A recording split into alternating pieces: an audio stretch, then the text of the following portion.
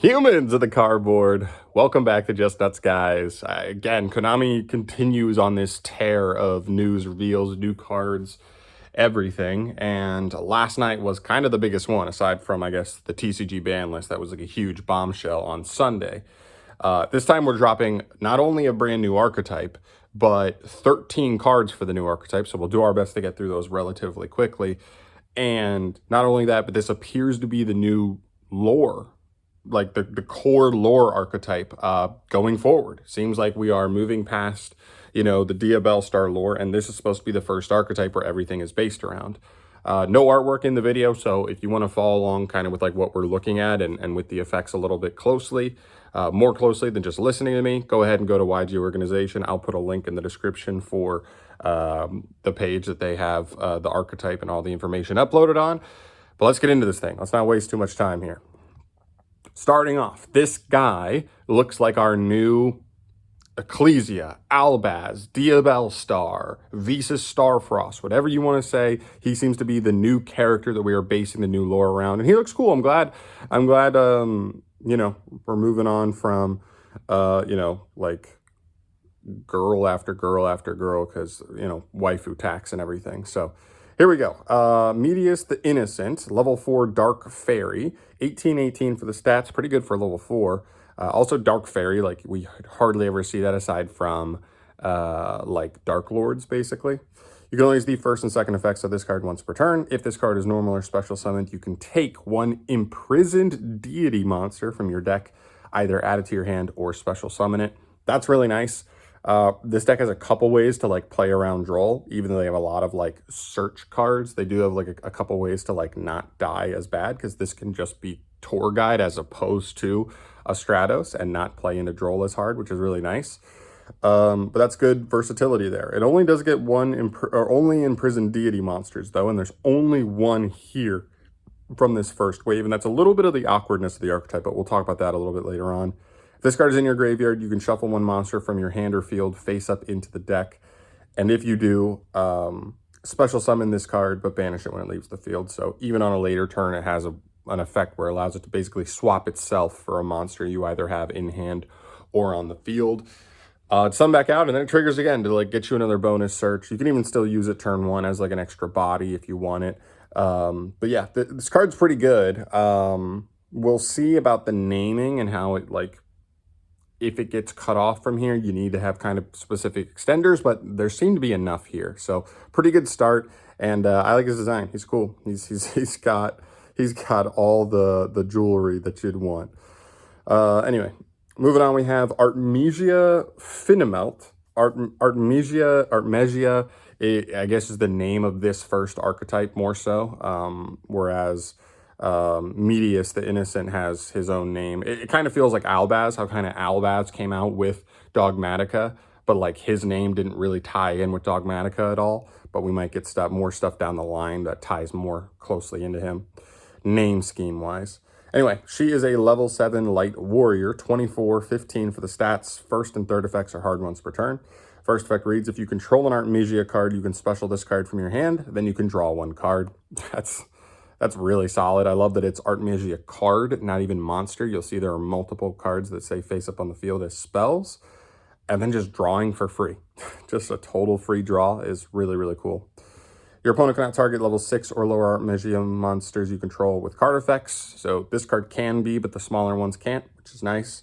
And third effect, during the main phase, if you control 3 or more monster types. Quick effect, you can negate the effects of all face-up monsters your opponent currently controls.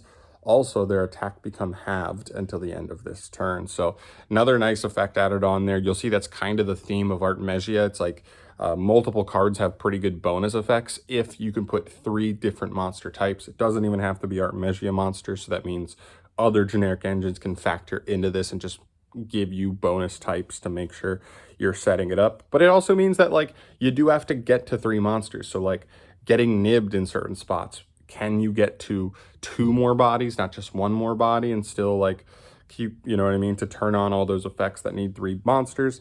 You might, because it also gives you a token, but just something to keep in mind. But cool card. I like that card a lot. It's probably a 1 over a 2 of, because it's not a starter in any way. But as an extender, pretty big body, gets you a draw for free, jumps on the board really easily, and gives you the bonus effect of that complete board negate for monsters. Is pretty good. I like that card a lot.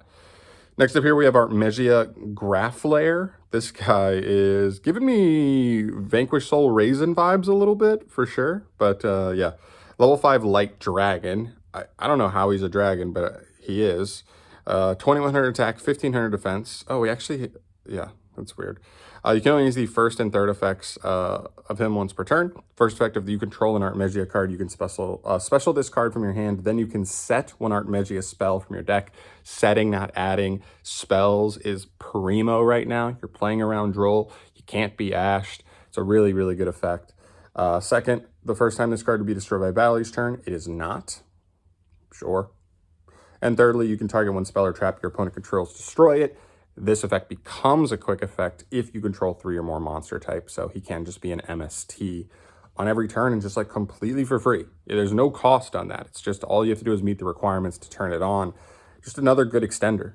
As long as you get any Artmegia card set up, this card's actually quite a powerful extender because you get the body, you get to set a spell, and then you have a back row pop every turn. And sometimes that's a quick effect. So yeah, pretty good. I like that card a lot. Next up, we move to Artmegia Lera. This is a level 3 light spellcaster. 400 attack, 1800 defense, still decent booty. First and third effects, hard once per turn. First effect, if you control an Artmegia card, you can special summon this card from your hand, then you can add an Artmegia card from your graveyard to your hand. Okay, probably the worst of the effects, right? I prefer the draw off of the level 7. I prefer the set off of the level 5. This one's okay. Like, it's still a plus technically, but it's if it's in the grave, you probably used it this turn already, most likely. So it's like, okay, it's follow-up, most likely. You take no battle damage from battles involving this card, and during your opponent's main phase quick effect, you can special summon one Artmegia monster from your hand or graveyard, except for Lera, then return this card on the field to the hand. I could see a world where you play one of this almost just for that effect. So like at the end of your turn, you're getting a third body to turn on all the bonus effects that are quick effect interruptions. You're getting an Artmegia card back as follow-up, and on the opponent's turn, you get to use her to reborn another Artmegia card. This is a fusion deck. You'll see that in a second. But like, you may have used a monster to make a fusion, but you're summoning back the monster, so it might actually trigger its effect when you bring it back. And then you get her back to hand. So you're going to have at least 2 Artmegia cards in hand going into your next turn, which is really solid follow-up. Not a card you'd probably rely on in high quantities, but like as a one-of, I would not be shocked if this card still makes the deck. And then the last main deck monster we have is Imprisoned Deity Beast of Artmegia. He's like this cool little owl guy. He's definitely like my favorite design of all the artworks from this new archetype. He's very cool. Yeah, I like him a lot. He's kind of creepy looking, but I like him. He's a level 1 Earth Illusion monster. Okay. 300 attack, 200 defense. You can only use the first and third effect, or second and third effect once per turn. You cannot special summon from the extra deck except fusion monsters, so that's while this card is on the field, but this card is pretty quickly getting you into a fusion. Second effect, during the main phase, you can fusion summon one Artmegia fusion monster or Nerva, the imprisoned deity of creation, from your extra deck using monsters from your hand or field, including this card. So this card is your fusion spell as well as one of the materials for it. That's pretty fuel efficient because also if this card is sent from the hand or field to the graveyard, you can add one Artmegia spell or trap from your deck to your hand with a different name from the cards in your graveyard. That's pretty nice. So like, not only is this one of the monsters for your fusion and the fusion spell, but when it's used, he's going to get you another search. So he kind of pays for the entire fusion by himself. And that's what you have to do in modern day Yu-Gi-Oh! If you're going to be a fusion deck. So I like it. The biggest downside to him is that like, if he is getting negated on his effect to fusion summon, he has the lock that keeps you from being able to special summon fusion monsters. I guess to be fair, if he gets negated, it negates that lock as well. So then you would be able to use this as link material. But I think more of like a Dominus Impulse on this card, right? Keeping you from fusing, but then it's not negating that lock.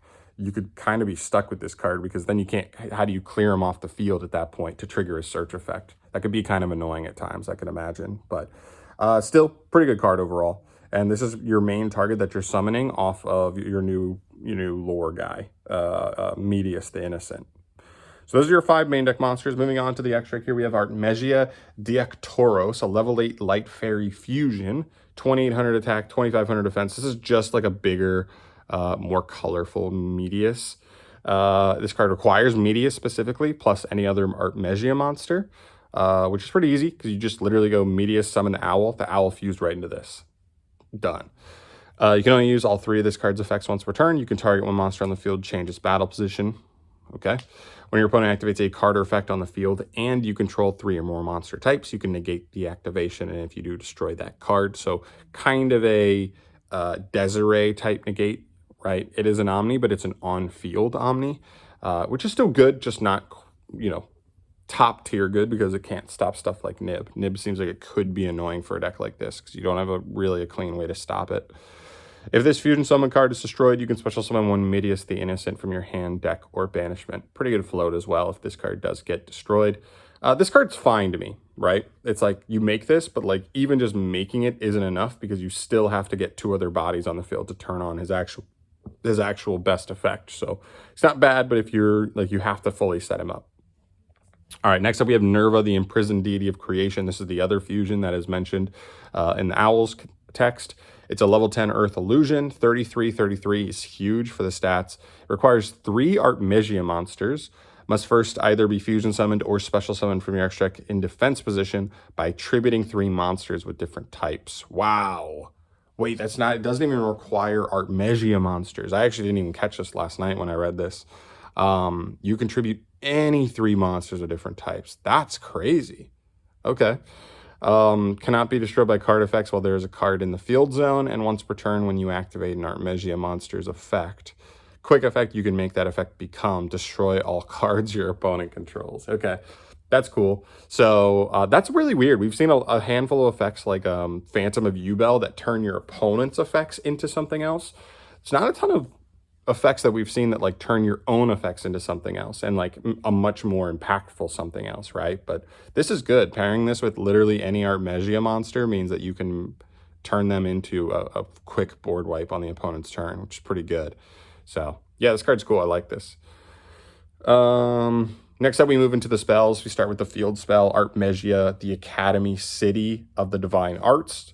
During your main phase, you can normal summon a Medius the Innocent in addition to your normal summoner set. That's nice, because it seemed like in a lot of cases he would be your normal summon, but being able to like extra normal him and like still maybe normal summon the owl if you want to, that could be nice. Second effect, you can discard one spell or trap and declare the name of an Artmegia monster you do not control. Add one of the declared monsters from your deck to your hand. Also, you cannot special summon from outside the extra deck. So the extra deck is still available to you, but you can't summon anything from anywhere else for the rest of the turn except Artmegia monsters and Medius the Innocent. So pretty tough lock there, but it's a starter, right? This card is just getting you the Artmegia monster that you really want, which is still good. So we like this card. It's pretty good overall. And more importantly, it is a face-up Artmegia card, and all of your extenders in the main deck just need a card on field. So you may not even have to go through Medius at all, or even put an Artmegia monster on field to like get them going, which is cool. Next up, we have Theorealize. It's a normal spell card. You can only use the first and second effects once per turn. Send a Medius the Innocent from your deck to the graveyard. Look at the top card of your opponent's deck and place it on either the top or bottom of the deck. So you get a little information on your opponent's deck, which is interesting. There's always value in like game one of finding out what kind of deck your opponent is on, you know, before they even start to show you specific factors. You can choose to end on whatever types of interruptions you think work best against them, which is cool.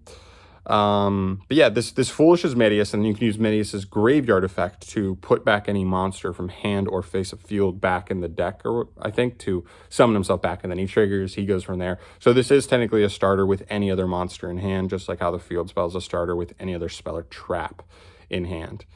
And then second effect, you can banish this card from your graveyard, then target a face-up monster you control and declare one monster type and one attribute. It becomes the declared type and attribute until the end of your opponent's turn. I wonder if there's any cheeky stuff you could do with this to, like, if Isolde still existed, you have the one warrior extender. I wonder if you could have, like, done something to, like, turn another monster into a warrior to go into that. I don't know if there's anything quite strong enough to abuse with this, like as far as the generic link goes, or something like that, but the idea here is you're going to turn, you know, maybe two monsters that kind of overlap their types into something different. That way they both are turned on for their quick effects or whatever. So it's nice to have that option if you ever run into an awkward scenario with maybe two of the same name on the field at some point. Next up here we have Artmegia Masterwork Succession. It's a quick play spell. You can only use the first and second effect once per turn. During the main phase, fusion summon one fusion monster from your Archetype using monsters from your hand or field, including an Artmegia monster. Then if there is a card in the field zone, the summoned monster gains 500 attack. What's interesting about this one, it's a quick play and it's a regular fusion, so it is quite cost heavy, but it doesn't actually make you fuse into an Artmegia monster. You have to use an Artmegia monster, but you can make any fusion. So that maybe could be part of this as well, or maybe some generic fusion monsters make it into the extra deck here to take advantage of if you think there are better options than those main two fusions we already have revealed. Then the second effect, during your main phase, you can banish this card from your grave, target 3 Artmegia cards in your grave with different names, shuffle them into the deck. Solid, just getting some, your deck recursion-wise, like get your resources reset back into the deck is really nice. Artmegia Vandalism Assault. Continuous spell. You can only use one card of this card's name per turn. You can only use the second effect once per turn. When this card resolves, you can add one Medius the Innocent from your deck to your hand. Chef's kiss. That's really good. That's exactly what you want to see in this deck, 100%. Just because this is now a starter, because Medius is a one-card starter, and it's a face-up Artmegia. So even if you activate this, your opponent ashes this, whatever, now all of the Artmegia main deck extenders all immediately play because this card is now face-up in the field. You can target one face-up monster you control. That face-up monster can be treated as an Artmegia monster if it's used as a fusion material this turn. That's kind of nice. So even splashing other engines in, you have ways to make them work. We saw the other card that lets you swap attributes or type an attribute to make like monsters work and turn things on. You can also even just turn a non-Artmegia card into an Artmegia monster to use as fusion material. You get nibbed and turn your nib token into an Artmegia to use as fusion, which is cool. And lastly, if Artmegia, the Academy City of Divine Arts you control, would be destroyed by card effect, you can send this card you control to the graveyard instead. So if the field spell would be destroyed, this card can protect it, which is cool. Because once this card resolves to search Medius, it's not really doing a ton more that turn. So yeah, protection is basically the most it's doing at that point, which is cool. And the last spell we have is Artmegia Banish Change. A normal spell card, you can only use the first and second effect once per turn. This card says, place one Artmegia Academy City of Divine Arts from your deck or graveyard face up in your field zone. Or if you already control it, you can add an Artmegia card from your deck to your hand instead. Second effect, when your Artmegia monster is targeted for an attack, you can banish this card from your graveyard, negate the attack, then you can special one Medius the Innocent from your hand. It has to be in hand, so that's why that effect's like okay. You can still just protect from battle whenever you want. You just don't get to summon Medius out unless you have him in hand already. But yeah, this card's nice. It's just extra starter. And again, it doesn't search the field spell. It just places it. And if you already have the field spell, then you do search an Artmegia card.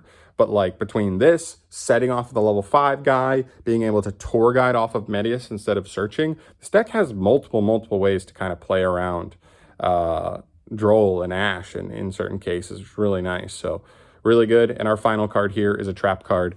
Gotta have an honorary trap card in every new archetype these days. It's Artmegia Messina Awakening. It's a normal trap. You can only use one of its 2 effects per turn and only once that turn, so you gotta pick one every turn. Special summon one Artmegia monster or Medius the Innocent from your deck. Also this turn, the activation of your cards and effects that include an effect that fusion summons a fusion monster cannot be negated. Also, your opponent cannot activate cards or effects when a monster is fusion summoned this way. So pretty good. Just summoning any of the names out that you want that you think are particularly good. You can summon out the level 5 to get the MST effect. You can summon out the level 7 to get her, board negate effect. or you can even summon out the level 3 to have her kind of recursion effects, or even Medius. If you just haven't even gotten him in rotation and you really want to, there's definitely value in that as well. So yeah, that's pretty cool. The only thing that's cheeky about this is that I wish the owl could like quick fuse. That way this card could like summon the owl on the opponent's turn, and then this card protecting you from fusion, like from, you know what I mean? Like allowing your fusion summons to not be hard to interact with. It doesn't seem like, other than the quick play spell, you don't really fuse on the opponent's turn. So that's something interesting. And second effect, you can banish this card from your graveyard to target an Artmegia monster you control. Return it to the hand / extra deck, and if you do, destroy one card your opponent controls. That's icing on the cake. That's probably an effect that's coming up later on. Although, to be fair, you could pitch it off the field spell. So you could just put it in grave just to get that pop set up from there. But pretty cool. I like that it returns it to hand, so you don't even like lose the card if it's a main deck monster. You just get it back and then pop a card, and that's cool. Doesn't even target too. Your opponent's stuff, at least targets your own. But very cool. I listen, there's a lot of stuff here. Sorry this video is running a little long. It's just hard to cover all these cards any sort of in depth, would not have it go 20 minutes. But it's a cool start. I think it has a lot going for it. I felt like when I was reading it, it felt like there could be awkward, I don't want to say choke points, but like disconnect points where, like, because Medius is not a what is it? It's Artmegia. Yeah, because he's not an Artmegia card, and him being one of your main starters in a lot of ways, it feels like you could end up in weird scenarios where, like, you summon him, he gets negated, and then if you don't have enough Artmegia cards to extend, you could be in trouble. But I do think the benefit of this, and I think a lot of people like this part about this deck and how it feels a little bit different from modern day Yu-Gi-Oh! Is like, yes, it has some one-card lines, but it also has, like, some people are not going to like this, but a little bit of Snake Eye aspect to it, where it's like the field spell is one card combo without normal summon. The Etherealize is one card combo. Well, 1.5. They're both 1.5 card combo, right? Without normal summon. Your the quick play spell that fuses, not a starter, but then like the Vandalism spell, the continuous spell, that's a one card combo without that one does kind of take your normal summon, but still, it's a one-card combo. It also is face-up, so it turns on all the other good extenders. And same thing with Artmegia Banish, the last spell. You have like 4 different spells that are all like 1-card, 1.5 card extenders that allow you to just kind of play through the first interaction. So, but I think it's done in a fair enough way where nothing you're setting up is so degenerate that it's like, oh no, Snake Eye plays through 3 hand traps and still gets to their full board of 4 or 5 negates. This deck really isn't setting up that crazy of stuff, right? They're getting an MST, they're getting maybe with a fusion that's like an on-field negate, and they're getting the girl who can negate face-up monsters your opponent controls. Like, that's kind of what they're doing. They're not doing a ton else, at least from an engine. Maybe they're getting the trap set up, and that factors in, but I still think it's okay. So it's a cool start. I'm excited to see where they go from this. We can start expecting to get like a new archetype in every core set. This is probably the only one in this set, but I think it's cool, and I'm excited to see where they go with it. It's always exciting when we're starting out new lore. But yeah, we'll have to wait and see. So let me know your thoughts down below on this new archetype. Where do you land on it? Where does this land for you? Do you like this more than Dia Bellstar kind of came out the gates? Do you like it less? What do you think about the archetype as a whole, lore aspects, everything? I'm curious where you guys are on this. But I'm out of here for today. Thank you so much for watching, as always, guys. Late tomorrow, I will be home. So, news videos will come back to normal, and I'll get them up a little sooner, a little better format, stuff like that going forward. So stay tuned for that. But thanks for watching. I'll see you in the next one. Peace.